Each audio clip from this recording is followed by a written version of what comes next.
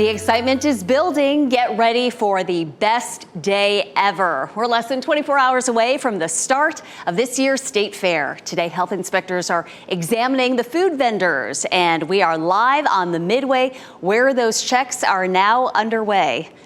Julian Grace reporting live from the state fairgrounds. And Julian, are you getting to sample test some of the food?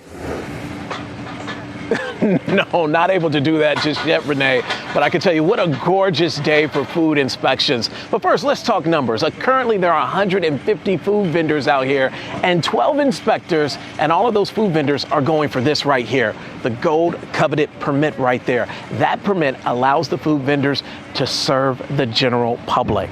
Now, we watched as food vendors went from station to station, checking everything from water temperature, sink placement, and even food storage. Now, a lot of the vendors, they were excited to make sure they're complying with all the rules and regulations so they can open on time. We can also tell you that many of the food inspectors started at 8 o'clock this morning, making their rounds, and they'll wrap up at 5 o'clock tonight.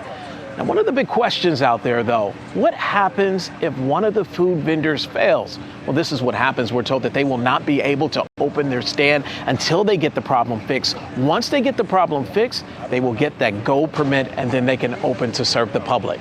I did ask how many food vendors have failed so far. Right now, that number is at 0. We are hoping that it will stay that way. Later tonight at 4 and 5 o'clock, we talk to some of the food vendors and also the inspectors, and we get a close view on exactly what they're looking for. Renee? Hope they all get that stamp of approval. I'm already mapping out my food stops. Gotta pace myself there at the state fair. Julian Grace, good to see you. Don't forget to stop by the Oreo booth when you visit the fair. Look for our tent on the northeast side of Dorner Arena facing Restaurant Row.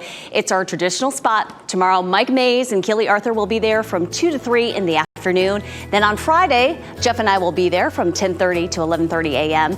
And Lena and Dan will be there later on Friday from 2 until 3 p.m. You can find a full list on WRAL.com. Just search fair.